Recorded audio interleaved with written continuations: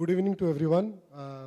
So our panel topic title is Nagpur Beyond Tomorrow, contributing to India's $5 trillion economy, and most importantly, with sustainability, addressing all the sustainability issues. So we all know that over the last few years, India has done really well in terms of creating infrastructure, especially in road, rail, and air transport. So India has done really well in these infrastructure projects, and Nagpur sits in the geographic center of India. So what has been the role of India so far in terms of this particular context? Is it to me? Yeah. So on the infrastructure side, I will say Nagpur has developed a lot in last 10 years. And otherwise, I would say India had actually been had a very lackluster performance in infrastructure. When we were craving for 4-lane roads, we used to plan for 2-lane. But right now, when I see Nagpur, when we are looking forward, we already have gone for a city which can look for a large infrastructure and a large kind of a city wherein many projects and many developments can take place, and this city's infrastructure can take care of. Okay. My next question is to Mr. Prithviraj ji. This concept of Smart City Nagpur, what is this concept? Firstly, let me thank IIM Nagpur and Mr. Gurnani ji for inviting me to this gathering. I would also like to thank Mr. Manish, who personally reached out to me. So when we talk about the smart city concept, so smart city, there is the definition, it's a wide definition. Many people understand smart city in various contexts. Some will say that, yes, we need to have very, super infrastructure, 6-lane roads, flyovers, metros. Some will define smart city in terms of livability. If I step out of my house, I should get a feeling that this city is good, this city is welcoming me, and I'll be able to achieve what I want to achieve. Some people will say smart city is something where everything is connected through technology, and there are technical solutions to all the things. But when we look at specifically just to relate it to the $5 trillion economy under which the workshop is being organized. See, cities are the centers of development, everyone knows that. Unless we develop our cities, we will not be able to reach the economic goal that we have set for ourselves. So in this context, Smart City Corporation, specifically Nagpur, we are focusing on two main concepts.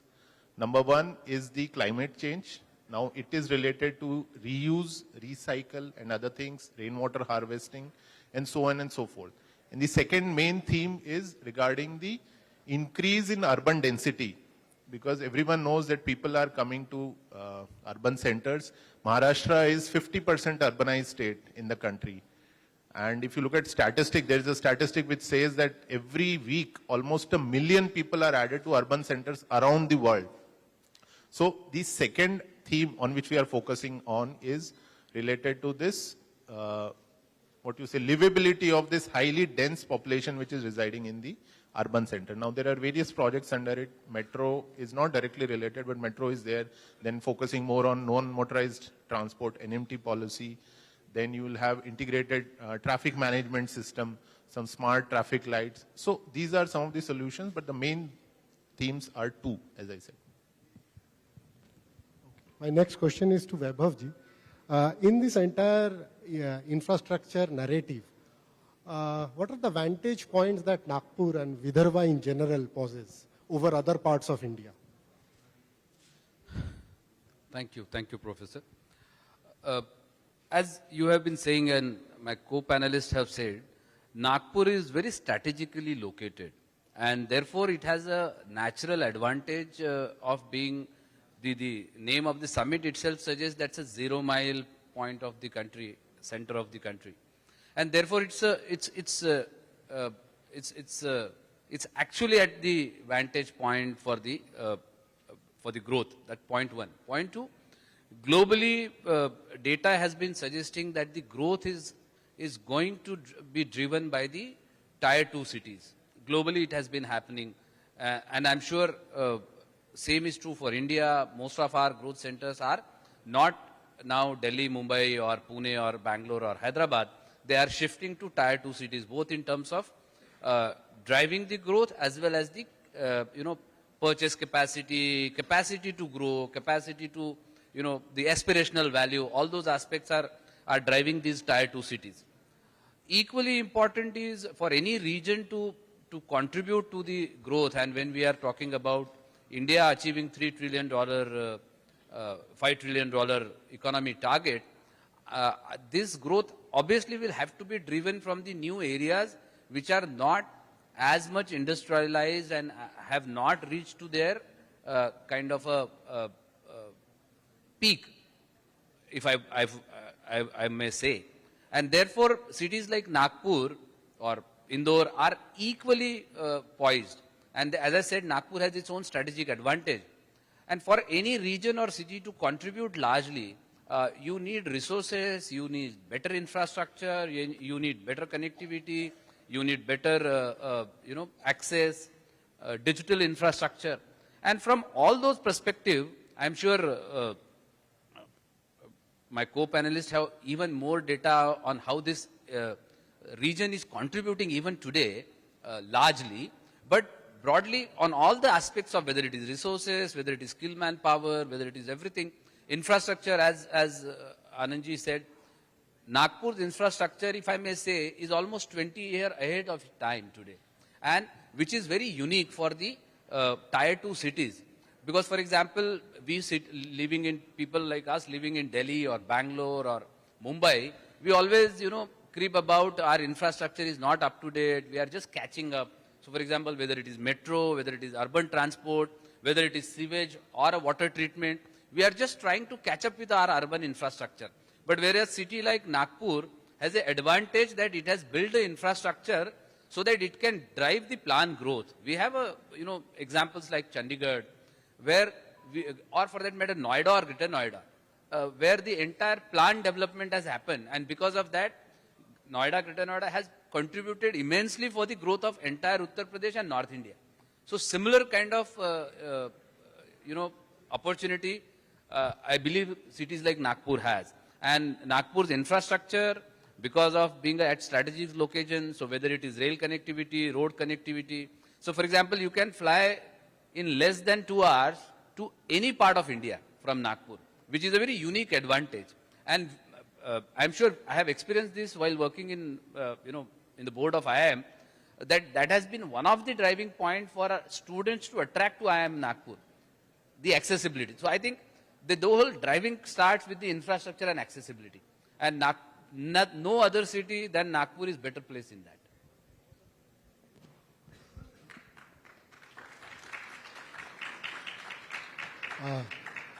My next question is to Anandji. How you are managing, this infrastructure growth, keeping in view of the sustainability practices?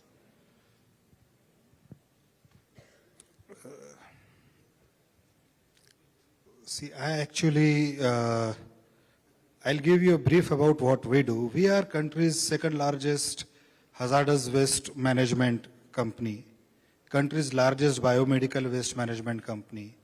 In the mining front, as in the uranium, we only do the underground mining. So when we say underground, we are country's largest in the underground mining, metal mines. So with least damage, so is in coal, we are in the top 3 in the country. So what we are actually looking at is sustainability. Now on the specifically related to the Nagpur, I still remember the first project of the sewage treated water when it was to be done in Nagpur. We were given the presentation and we were asked that they wanted a Nagpur company to do it. So it was a Bhandewadi project, which was the country's first showcase project, in which sewage water is not only treated, but is also sold to the super thermal power station. And I can tell you, if you go over there, I have drank that sewage water. it is of potable quality. So that was the country's first showcase project which we did. So city has done that. Yes, there is lot of catching up still to do on the, I will say, the pipeline sewage water connectivity and the country's old pipelines which are getting, which are yet to get differentiated from the, but I can tell you that was country's first project. In addition to that, the city's infrastructure, if we actually see, the green cover which we provide to this city, and Nagpur is not a Nagpur city alone, it is more or less synonymous with Vidarbha. So when we say tiger tourism, that is also there. So on a sustainability, I feel that there is a lot to do. However, my real worry comes from the transition.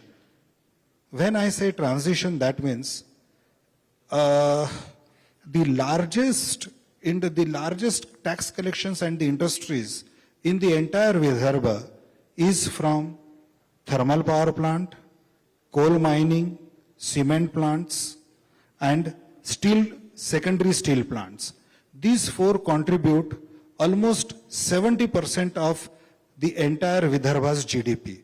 Entire Vidarbha's GDP, when I say, that means last year we had almost 15,000 crore of GST collection, and out of that almost 11,000 crore was only from these four industries. All these four industries form a part of COP28 agreement. Now, in this generational shift, if this COP, we see how it happens, Nagpur has to actually bring in lot many changes in a sustainability, because we have conducive weather to go in for renewable power. And if the thermal power plants actually are taken off the hook, then I can, and if the mining also goes off, fossil fuel, then I think in Vidarbha, on the sustainability name, Vidarbha's GDP will be reduced to 30 or 40% of what it is today. Just a follow-on question to Anandji. Why solar parks like Rajasthan is, done tremendous amount of work. Tamil Nadu has done tremendous amount of work.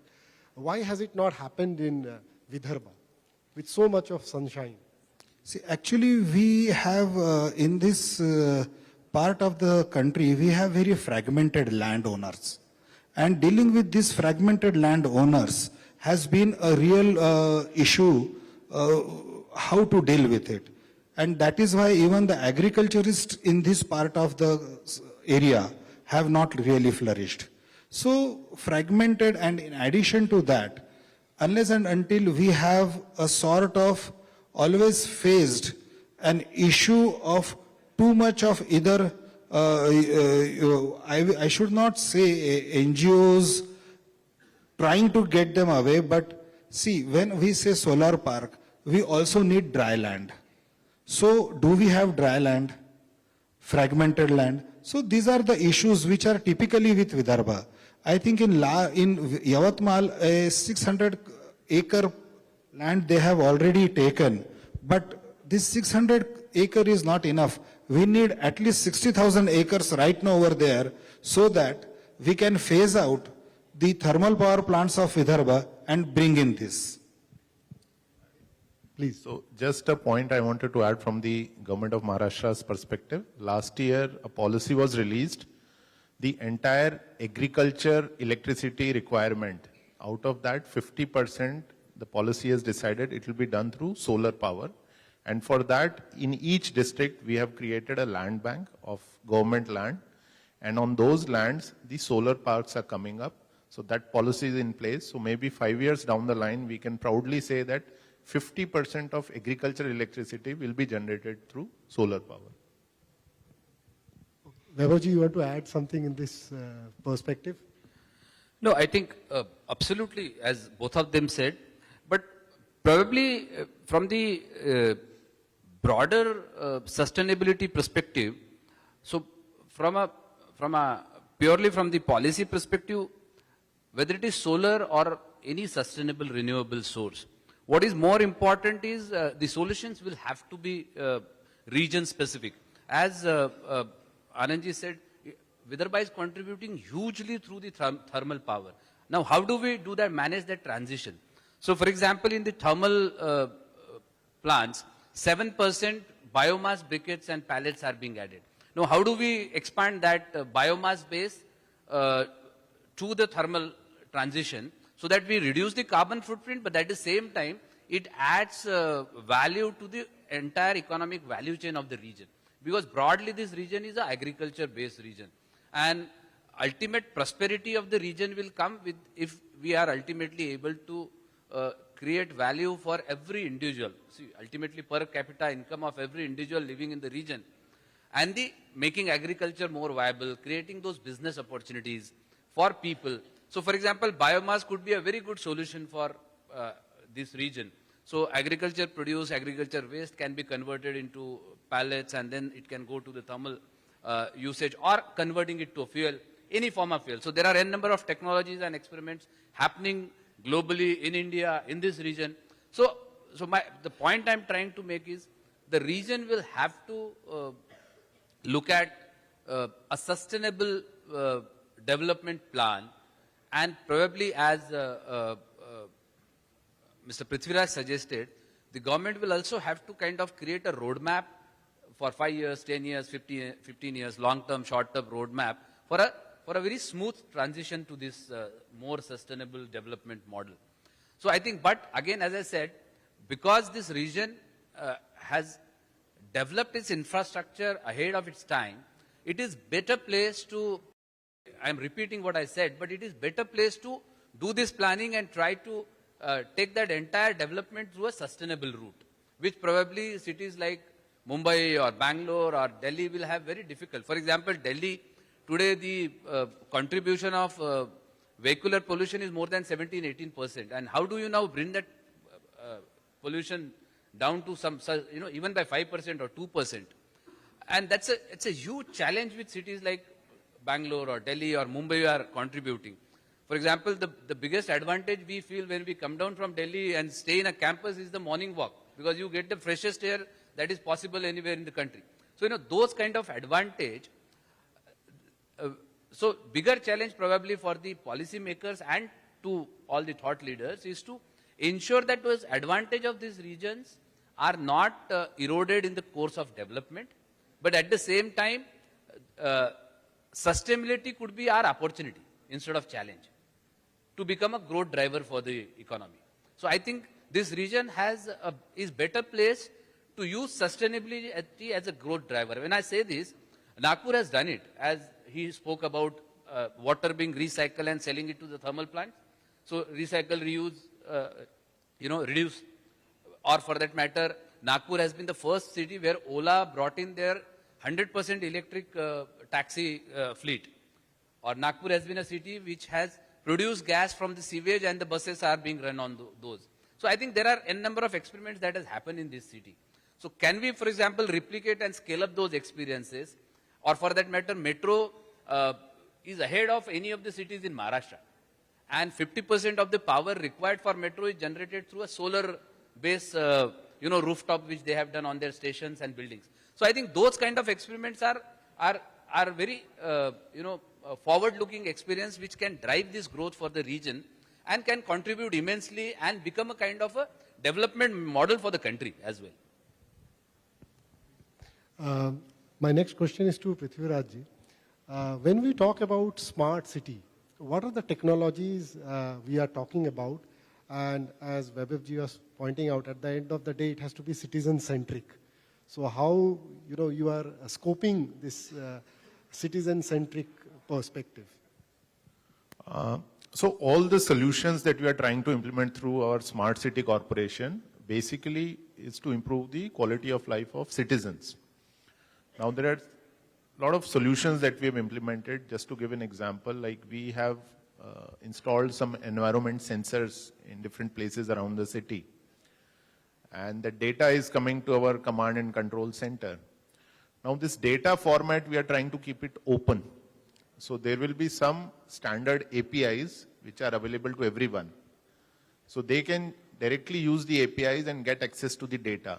So the policy is open data policy. So any technological solution that we implement in the through our company, we want the citizens to make use of those solutions, and it will also have a spillover effect, because if you look at the example of New York or Berlin, so they have a very interesting open data policy around which they focus on the spillover effects in terms of economic advantage also, like people can make use of these APIs and create new solutions, new apps. For example, something can look at the environment sensor and it says that do not take this route. It is a polluted route. You should take the other route. So just an example. So our basic model is to have an open data policy, and using these APIs, people can use it. Technology, see, it is what technology we use. It is again, we're trying to provide the service. So focus is on the service rather than on the technology. There is a surveillance system in place right now. We have around 3,000 cameras installed in various points around the Nagpur city, and it is all maintained through a command and control center. We are using AI in that to identify issues like there are cattle on the road, there are open manholes on the road, there is some garbage lying near the road. So using this AI and image recognition, we are also helping provide the corporation with better services. So we can tell them, see, on this road you will find a lot of cattle are there which are obstructing the traffic flow. So your animal department should go there and take care of those things. Or your solid waste management department has not looked at this street because there is a lot of garbage lying on that street. Or if some traffic violations are there, we'll tell the traffic police, you need to put a traffic constable on that particular chalk. So a lot of solutions are there, but the idea, and this I would want to actually promote in all the forums, that we are trying to use open data policy. We invite citizens to come and make use of it. So we are also going into social indicators, something which is generally missed out when people discuss smart city. It is mainly infrastructure oriented, but no one talks about health or education. So we are in the process of all the NMC schools. We are trying to do the assessment, have some top educators interact with the students through our command control center, monitor the health parameters of the population. When is the vaccination due? We can direct the health worker that this child's vaccination is due this week, so you plan it accordingly. So those are other things also which we are keeping, and again that will also be shared with the people. So any assessment of students we do, like ASAR report or PISA report or those kind of reports, so we'll share it with the public. So to answer your question in short, yes, there are a lot of technologies. We are trying to build an open data policy, and we want citizens to make use of this in order to improve their life and in order to also have some kind of economic spillover in the society. Thanks, Prithviraj, for the insights. Anandji, I've got my next question for you. That is, you are doing business in which is leaving a lot of footprints, not just in terms of terra firma, land, It is also in terms of project-affected families, right? So there is this question of R&R, resettlement, rehabilitation. So how you are engaging with stakeholders, in and around Vidarbha when you are doing your projects? Actually, it's a difficult question for me because Vidarbha contributes only, I think, somewhere around 0.4% of my top line. So I don't have much experience of R&R in Vidarbha, but overall, I can tell you R&R is more or less wherever our projects are is an issue, and is definitely going to be an issue. You cannot ask someone who's been living over there, who is getting affected, who is out over there. And R&R, the major issue and the major things which we face is wherever the people are getting rehabilitated, the places where they are supposed to be rehabilitated are not complete in all respect. So that is why they have the real grudge within them that you have already ousted us from there, and the places you are sending us is not right.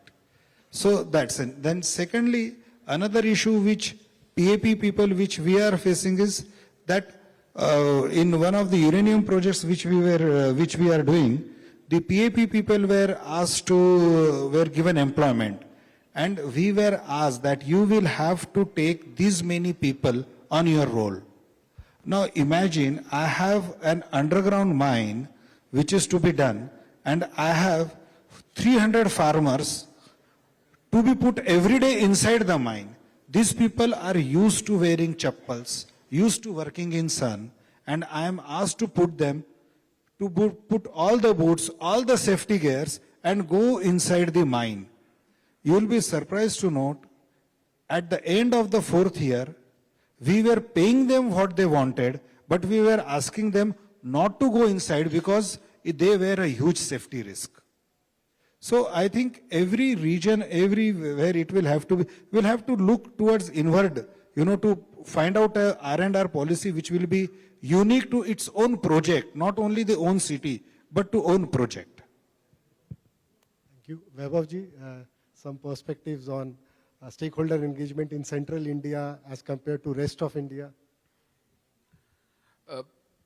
As Anandji has said, for any projects, whether it is infrastructure or those kind of projects, or to put it in other words, there has always been a kind of a debate and a resistance going on the development that happening and the people involved, and primarily the landowners whose land is being used for development.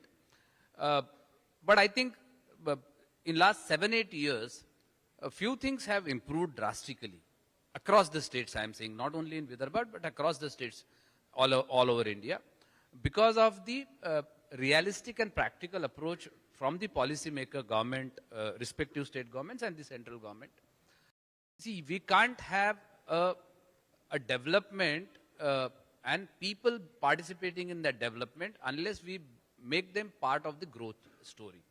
So that development has to be their part of growth story and their aspirational growth story. And therefore, the land compensation that is being given these days is really practical and very handsome. Plus, there has been enough efforts being made to ensure that they are equipped to get benefited from the development that is going to happen.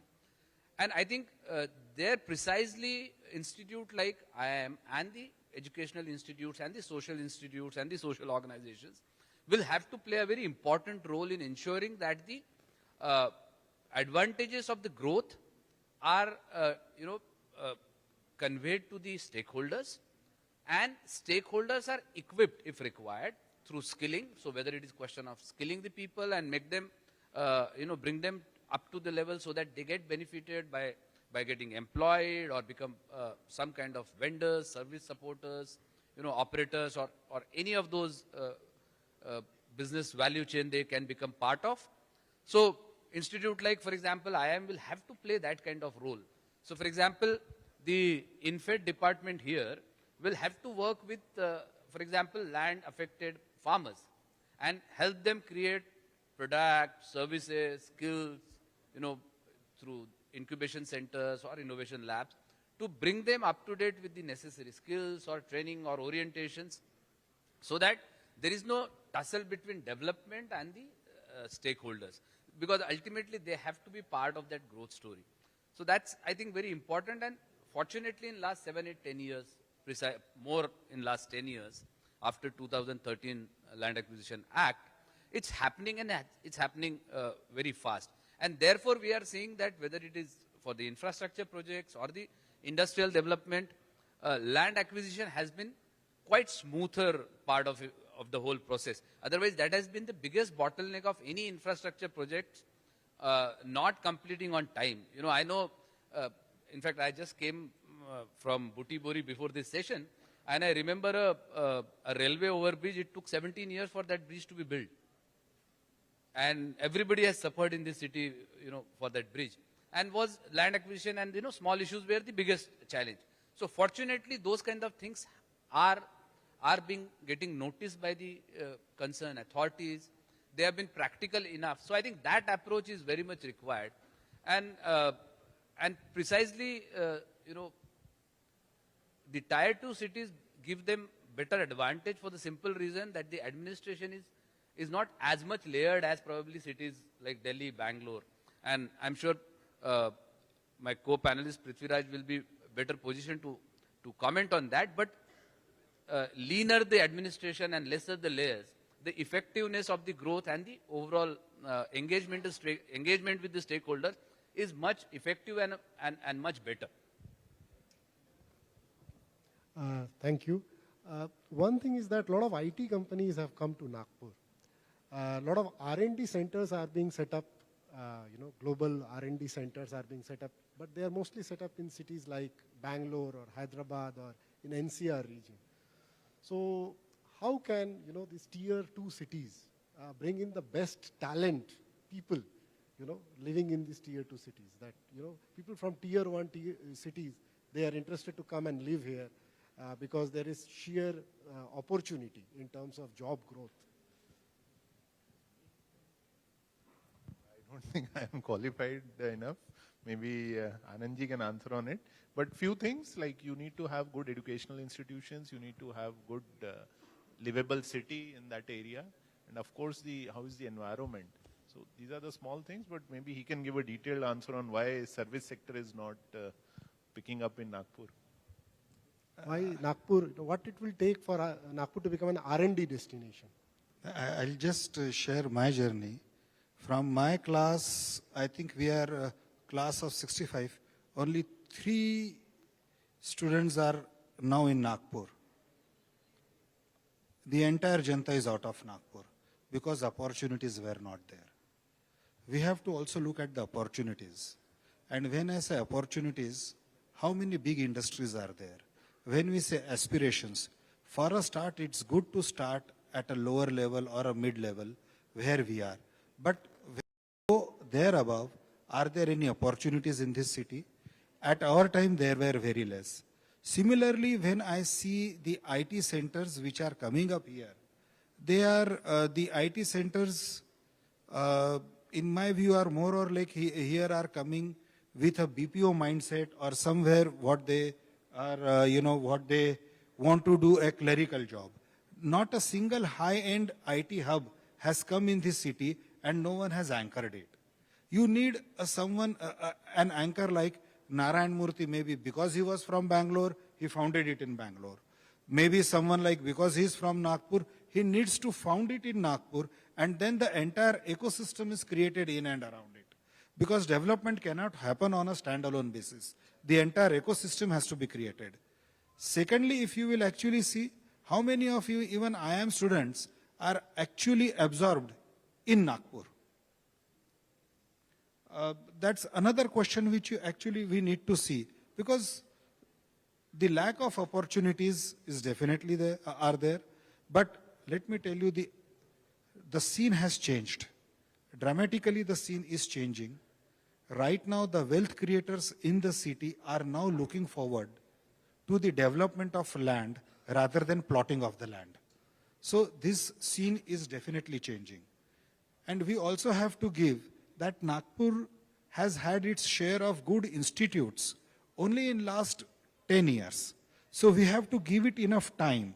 We also, these guys whom I am talking about, even if I say in Mihan, they has given an employment to almost 1,25,000 people from outside the city. They have come in. Allow them to settle in Nagpur, let them like Nagpur. And when they themselves want to do something in Nagpur, these things will come up. So in my view, Nagpur has started its journey. It's the other places it might have started long back, but in my view, Nagpur, the journey has just started. Yeah, Vaibhavji. I'll just add 2 points. As you said, and as both of my co-panelists have said, there has been challenges, but last 10 years, Nagpur has seen a phenomenal transformation, if I may say. Say, for example, today Nagpur has India's, world's biggest high energy materials plant, manufacturing plant. And that's only in Nagpur, nowhere in the world. And the company has expanded to 18 countries with probably 8 global manufacturing. So it has started kind of coming up the age. For example, the area where we are sitting, Mihan, has seen in last 10 years at least 3-4 large IT companies setting up their campuses And I'm sure they are in the early stage of setting up of a campuses, and they're growing, and probably as Anand Bhai has said, they are doing a very initial kind of work, not a very high value probably, if I may say, work. But it has started setting up a campus and started looking at Nagpur as the opportunity. I think that's the beginning. Similarly, for example, India's biggest aerospace activities started happening in India. So, for example, Reliance Dassault plant is in Mihan, and they are looking forward for producing a lot of components for, the aircraft which India has brought, fighter aircraft, jets which India has brought from France, Dassault aircraft. So, I think a lot of those kind of, MRS center is being coming here. For example, logistic is becoming another area of growth drivers for Nagpur, and after particularly the change into the GST regime and other things, the spoken hub model, Nagpur is becoming a major center for logistics. So I think there are enough driving points which we can look at, and as everybody has said, in fact, a very, very positive experience I'll suggest. Yesterday evening we had a CEO dinner here, and I was interacting with few people, and two fellows I have interacted. They are from this region, IT engineering background, and they have come back to this region and decided not to live. One has come back from US, and one was, I think, in Bangalore or something. They have come back to here only for the reason that post-COVID, they thought that I have a better lifestyle and better living experience here than probably any of the place. So I think we will have to look at when we look at development and the growth which Nagpur can drive, we can't just look at, expanding from 100 industry to 5,000 industry. Probably that's need not to be always the growth and driving point. What is more important with the change in the technology and the, if I may say, the taboo of working from home and other things that have changed drastically post-COVID. So I think those opportunities are even higher. But as Nagpur has, for example, range of good quality of education institutions. For example, National Environment and Engineering Research Institute is one of the topmost engineering and environment institute in the country. Or for example, India's only fire institute is in Nagpur. So, there are so many educational system is so robust in this region. Or for example, Nagpur's Dharampet and that area, I think Bardi and Dharampet area, has a record of having highest per square kilometer doctors. That is something which is so unique. You have great amount of health infrastructure, which is very affordable, very efficient. You have a great amount of educational infrastructure, good quality schools, good quality of higher education, institute like IIM, institute like EMS, institute like National Law University, institute like National Defense Academy on Defense Production. So there are n number of such things that are coming up. So I think the opportunities are enough. And as they say, we have a choice to grab those opportunities and create value out of it, or we can, just lose those opportunities. But I think this region is better placed to use those opportunities and become a growth driver. And I'll not be surprised that if Nagpur in, say, 15 years, 20 years time could be probably 10-15% contributor of India's GDP. So I don't think it's not doable, but it's all jigsaw puzzle putting together and we driving in that direction. I think that is more important. Okay. Now let us open to the floor. Yeah, questions.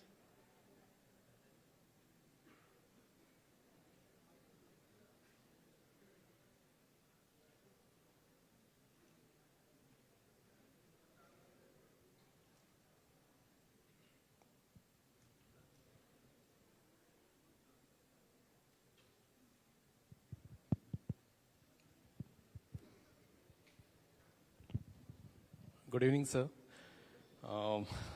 My name is Lakshman Potbhare. Anand sir, with all humility, I just want to mention that Persistent for last 20 years has been doing work in the product development.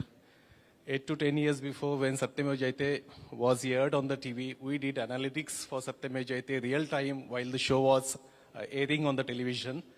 And we have been doing all sorts of product development, to technology services in all the areas, all the cutting edge technology we have been doing. So I just want to mention that to you, sir, with humility. My question is to Prithviraj, sir.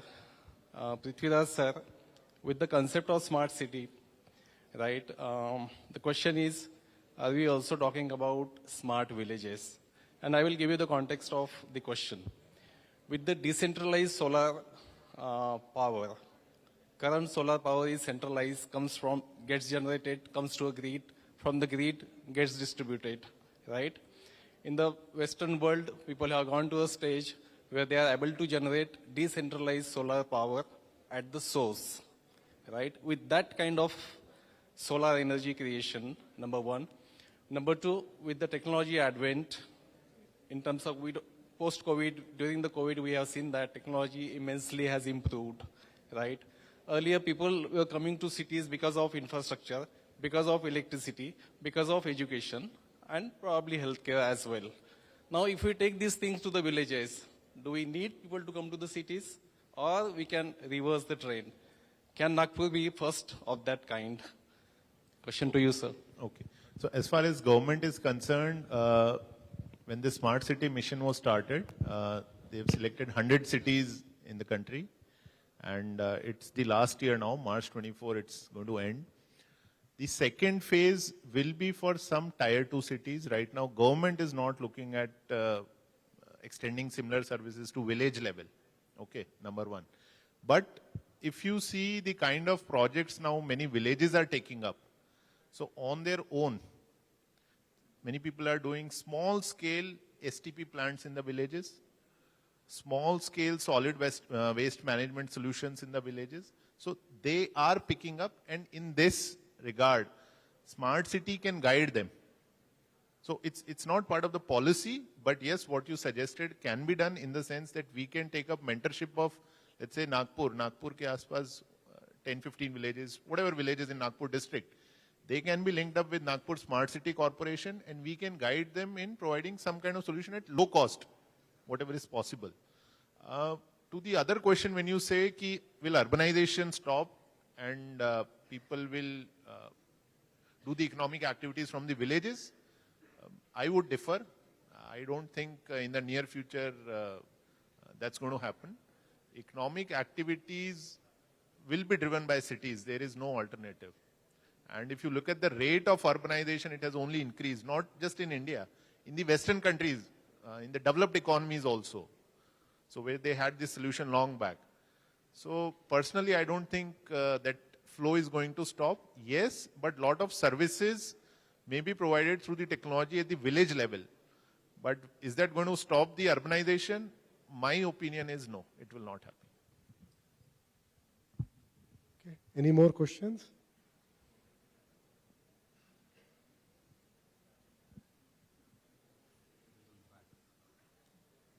On the back.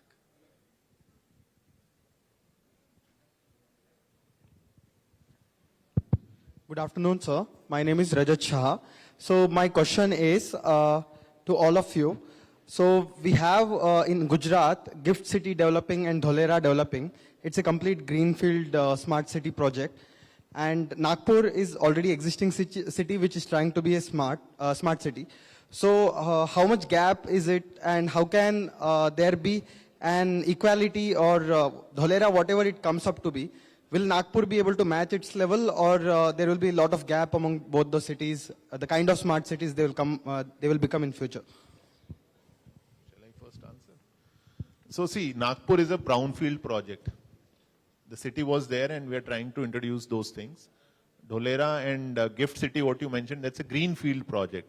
So there are always advantages to greenfield projects in the sense that the scale of implementation is faster in greenfield projects, while that scale is little less here. So just to give you an example, in the East Nagpur area, we are doing what is known as area-based development projects. So there are a lot of unauthorized societies, colonies there. We are trying to provide some kind of regularization there. So it's difficult because people have already constructed their houses, people are continuing their economic activities in those areas.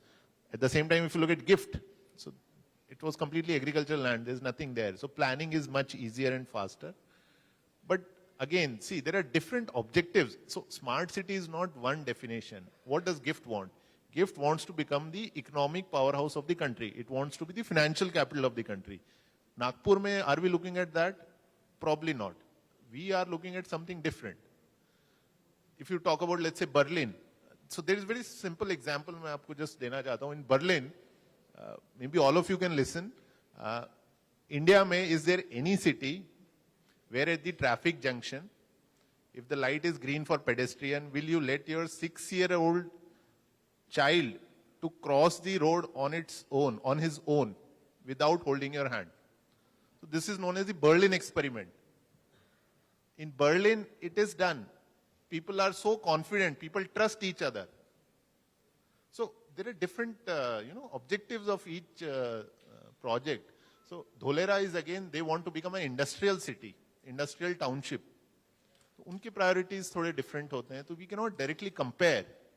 So what your objectives are, and again, you want to align with the overall growth of the economy.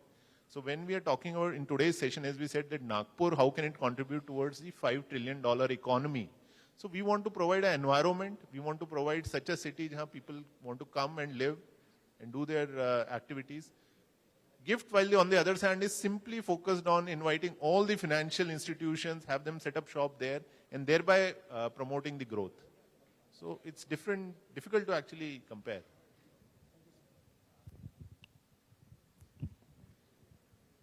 Okay, I think with this... Just to add, when we say Nagpur's contribution to the 5 trillion economy or something, see, we all know Nagpur is... Nagpur actually only from last, as my co-panel said, last 8 to 10 years. Let me tell you, the contribution of Nagpur in the country in last 8 to 10 years has tripled. And the entire ecosystem is being created from where it can further grow. All the world-class institutes have only come in last 8 to 10 years. All the places, all the wealth creation, if you will actually see the direct tax collection of this city has gone up 4 times only in last 10 years. So this really shows that last 10 years only have given a CAGR compounding growth of very high rate into this city. Prior to that, you can call it a sleeping city, or you can call this city was actually expanding on its own deflationary space rather than inflationary pace also. Fine. Yeah, just to add, in fact, while we were sitting, he was showing me some data, and I'm using your data to just remind. The global report has said that Nagpur is the world's second fastest growing city till 2035. World's fastest growing city. So I think on that note, I am very confident that Nagpur is going to be a growth engine of India. I think we have got one more question.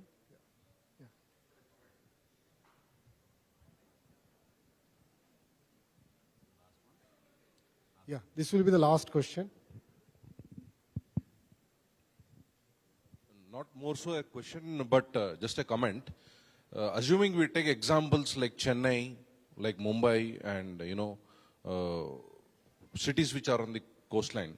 Naturally, I think somewhere cities like Hyderabad, Nagpur stand a greater strategic advantage because they are in the center of the city, and also they can expand in terms of infrastructure.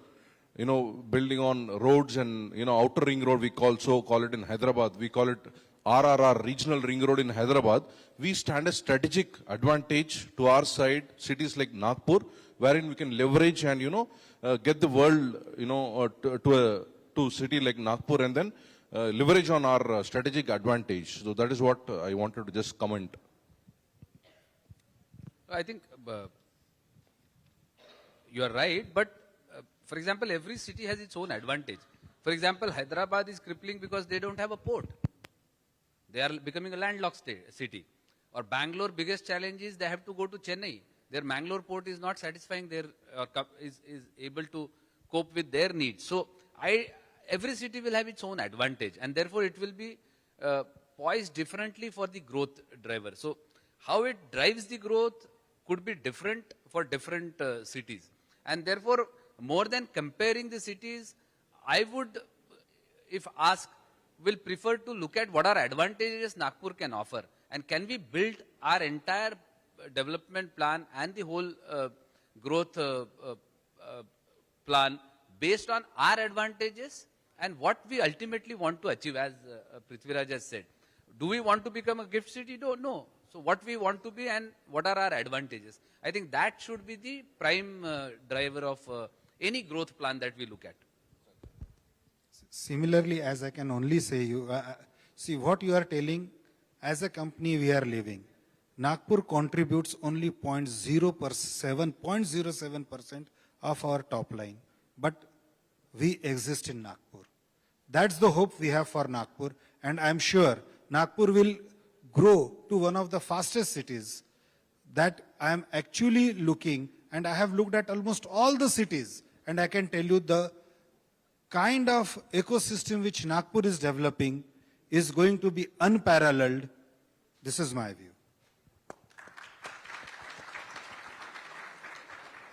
Okay, so with this positive note, we will close this panel discussion. I would thank my co-panelists, Mr. Vaibhav ji, Mr. Anand ji and Prithviraj ji for their insights. Thank you. Thank you, Professor Bhattacharya. Thank you so much. Thank you for such a wonderful panel discussion. I believe through this discussion, we have re-established the strengths of Nagpur based on its geographical advantage and infrastructure built for sustainable development. It was a pleasure to have such an insightful and thought-provoking discussion with our esteemed guests.